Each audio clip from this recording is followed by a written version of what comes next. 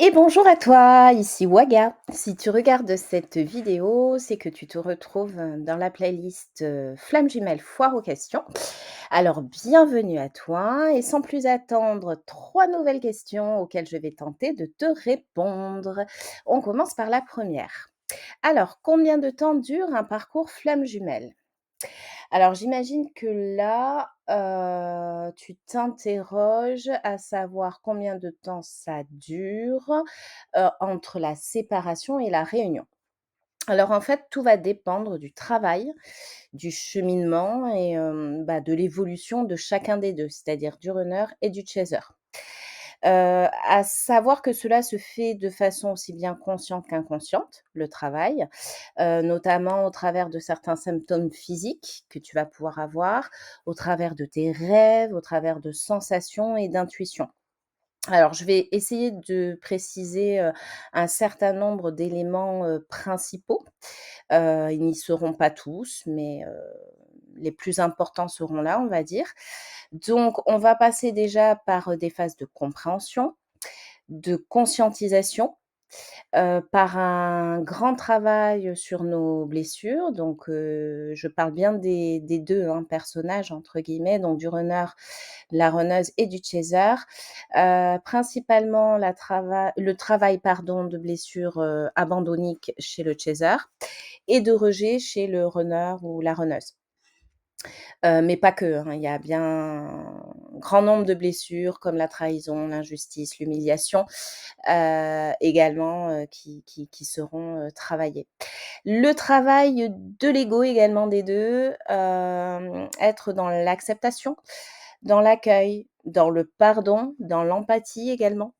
Le travail de l'équilibre des polarités, donc je rappelle, hein, les polarités yin et yang, puisque au commencement, que l'on soit chaser ou runner, runneuse, nous avons une prédominance sur l'une des 2 polarités. L'idée est de venir, les équilibrer, à la finalité. Le travail également sur les schémas répétitifs, donc pareil, hein, ça concerne les 2, runner, chaser, et puis aussi l'évolution dans la mission de vie. Ça, c'est assez crucial. Et puis, il y aura également tout ce qui est travail sur le karma familial et les traumas, sur le transgénérationnel qui sont les vies antérieures, à celle-ci. Donc ça reste un grand plus, mais tout ce que j'ai évoqué avant, ça, c'est vraiment, inévitable et crucial et très important. La deuxième question, la réunion se fera-t-elle forcément? Alors, sur la toile, il y a des personnes qui vont vous dire que oui et d'autres personnes qui vont vous dire que non. Alors, eh bien, moi, je vais vous dire ce que j'en pense. C'est en fonction de mon propre ressenti, donc ça n'est pas une vérité. Et mon ressenti, c'est un grand oui, car nous sommes destinés, quoi qu'il advienne. Mais attention, c'est un grand oui me concernant, cependant pas nécessairement dans cette vie. Et oui, là, je sais, ça fait grincer des dents. Parce que cela va dépendre en fait, des degrés et de l'importance de conscientisation, pardon, des 2, du chaser, du runner, de l'acceptation du lien aussi des 2 et de leur évolution et du travail, effectué sur soi. Donc, que ça concerne, je me répète, mais aussi bien le chaser que le runner, c'est vraiment les 2, hein, c'est très important. Hem, mais en fait, vous allez finir par comprendre que votre priorité n'est pas là où vous le pensiez jusqu'ici. Qu'en fait, vous n'avancez pas pour être réunis à votre autre, mais pour être réunis à vous-même. Alors effectivement, par ricochet, forcément, en étant réunis à vous-même, vous le serez, à votre autre. Heu, mais pas nécessairement dans la matière, hein, comme je l'ai évoqué un peu plus tôt, puisque ça va dépendre de l'évolution, du travail, sur soi, de notre guérison et cetera. Mais il ne faut surtout pas oublier que nous sommes un. Nous sommes une seule et même âme. Voilà. On passe à la troisième question. Pourquoi la lune de miel prend toujours fin? Alors, en fait, pendant la lune de miel, les égos sont absents ou quasi absents. Les blessures de chacun chacune ne sont pas réveillées. Les 2 êtres, donc le runner, la runneuse et le chaser sont, reconnectés d'âme à âme, mais ils sont complètement ou quasi déconnectés de l'extérieur, du monde extérieur, donc ils sont vraiment dans leur bulle. Donc effectivement, cette lune de miel, de ce fait, est présente et elle va durer plus ou moins longtemps, d'un duo, à un autre. Puisque nous allons à un moment donné être amenés, être amenés et ramenés à la 3D en fait, donc à la matière, à la vie sur terre. Elle va forcément nous rattraper, voilà, parce que, elle continue d'évoluer et elle est là, tout autour de nous malgré tout. Et de ce fait, les égos des 2, hein, vont arriver avec leurs grands sabots. Les blessures, vont être réveillées de par les comportements respectifs de l'un et de l'autre ou de l'une et de l'autre. Hem, Sans oublier en plus, ça très important, que nous sommes en effet miroir. Donc du coup, ces réveils des blessures vont être fortement accentués. Il va y avoir aussi l'apparition des peurs respectives, hein, de l'un de l'autre, de l'une de l'autre, et donc, des dysfonctionnements.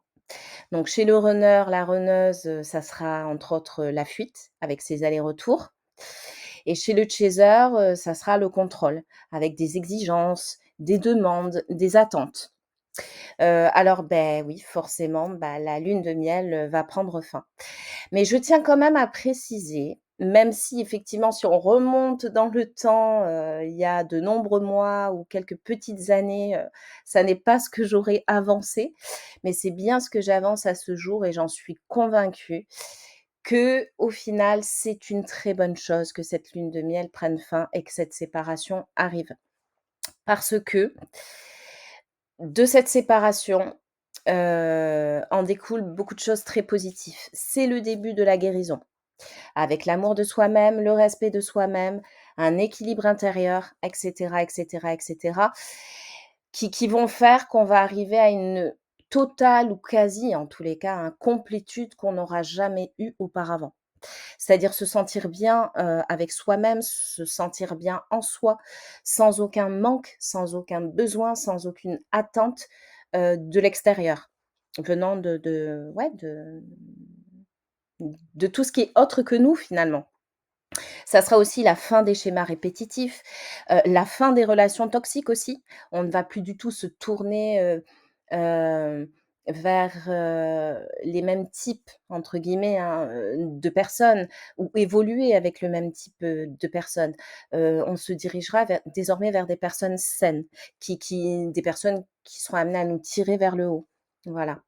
Et ça sera aussi, et ça c'est pas négligeable, le premier pas vers l'amour inconditionnel. Alors d'abord envers soi-même, puis effectivement envers notre autre, mais aussi envers nos proches. Puisque notre vision, notre appréhension des choses, nos compréhensions seront totalement différentes. Qu'on sera, dans l'empathie, dans la compréhension, dans l'ouverture d'esprit, dans l'écoute, voilà, on sera dans quelque chose d'extrêmement sain et donc cet amour inconditionnel, heu, sera également, voué, aux personnes autres, que notre duo. Donc au final, c'est un réel cadeau. Voilà, moi, c'est mon ressenti, ma manière de voir les choses. Cette fin de lune de miel, ce début de séparation, cette durée de séparation, c'est un réel cadeau. Donc, si je pouvais avoir un conseil à vous donner, c'est de vraiment ne pas voir ce temps comme un ennemi, mais comme votre plus fidèle allié et de l'utiliser, même d'en abuser, sans modération, heu, parce il est salvateur. Et bien voilà, c'en est fini pour cette troisième vidéo de la playlist, Foire aux questions. N'hésite pas, je te le rappelle, hein, à poser tes propres questions dans la barre de commentaires si tu le souhaites. J'y répondrai vraiment avec grand plaisir, le plus rapidement possible. Et pour l'heure, eh bien, écoute, je vais te dire à très vite pour une prochaine vidéo avec de nouvelles questions. Et surtout, porte-toi bien et je te dis à très bientôt.